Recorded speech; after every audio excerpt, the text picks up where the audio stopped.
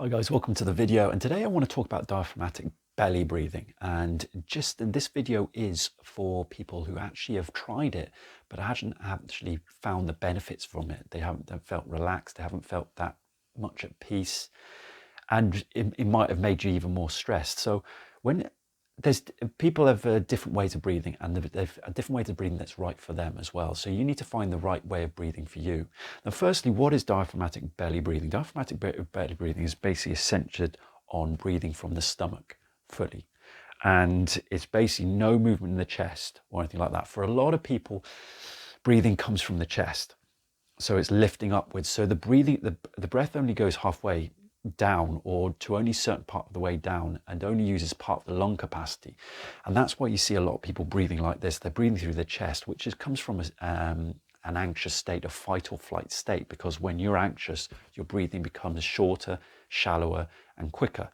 Diaphragmatic belly breathing is for you to make sure that you're using the full lung capacity. So it has merit. So it's basically used so you push down, you use the full lung capacity and push the diaphragm down towards the psoas muscle. And it's a significant and very important part of the Be Activated treatment, because you want to be able to use your full lung capacity, because the full lung capacity means that you're getting more energy and oxygen to the muscles, and therefore there's more creation of ATP, and also which is ATP, which is the energy currency of the body, and means more energy, but also means that you activate the hips. So the diaphragm pushes down on the psoas muscle, which is a hip flexor muscle, but a stabilizing muscle, but it's very much a messenger to the hips. So it's very important. And so there's merit in diaphragmatic belly breathing. And if you actually you should actually go and try it out to see if it works for you. And I'm not saying it doesn't work, it might not, but there's certain ways it might not work for everybody. And for me personally, it doesn't work for me. So if you found that diaphragmatic belly breathing doesn't seem to work for you, this video is for you, and I'm going to tell you a certain adaptation that I use that actually works better for me. The actual thing that I found for me personally, using diaphragmatic belly breathing, where I was only breathing from belly, not from your chest, so everything was coming down here, and I was making sure that the breath was going really deep down into my hips, I found that actually my imbalances got worse. So what I mean by imbalances, I've got compensation patterns and default patterns that I've had for a long time, and they would get exacerbated by the deep belly diaphragmatic breathing. So my foot on my right hand side would turn out, and my arm flexibility and my posture would be compromised. So I'd be moving forward like this, my head would jut forward, and actually my arm flexibility would be compromised as well. So what I use, actually, I found was actually when I breathe, for belly breathing, again, for deep diaphragmatic belly breathing, normally you put your hand down there and you aim the breath down below here.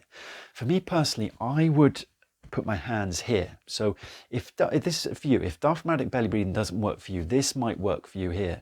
And what I do is I focus the air to go down, but it doesn't stay there. It's like filling up a glass of water more. So I'm more of a kind of a 50-50. Instead of in my previous video that you can watch there, it's not exactly diaphragmatic belly breathing I'm teaching here, but it's more of a kind of a 2/3 down by your belly and up, and 1/3 up in your chest. So go and watch that video as well. That might work for you as well as a kind of a more universal way of breathing. But for me personally, I have a real individual way that benefits me, where I have a kind of a 50-50 partnership. So I push the air down here to my belly, but it doesn't stay there.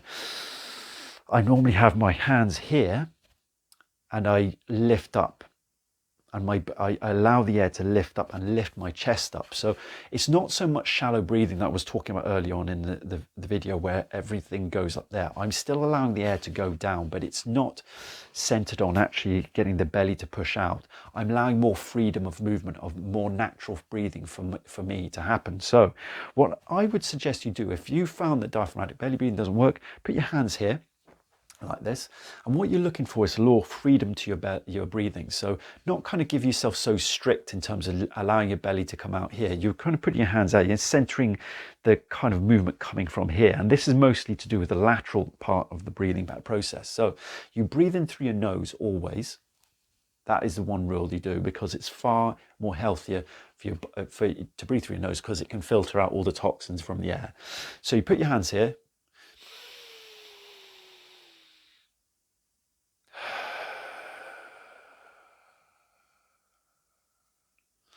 If I come back to you like that, I suggest you allow, after each deep breath, you allow each breath to do its work and just observe yourself.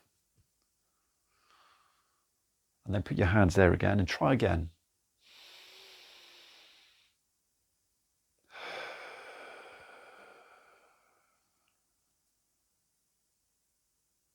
And you're allowing the breath to do your work. You're observing yourself. You're allowing your shoulders to drop down.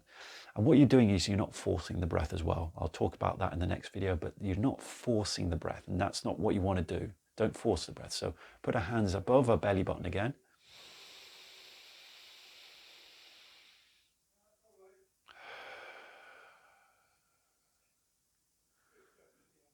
Basically like that. And you found for me, as I do that, my shoulders have just come back.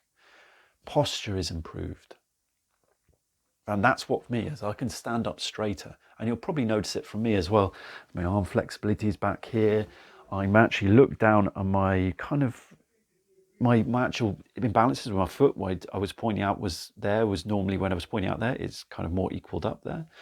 And I far more looseness and upright posture. And that suits me a lot better. And that might suit you a lot better if you actually are suffering with or struggling with diaphragmatic breathing. So give that a try. Everybody has a certain way of breathing.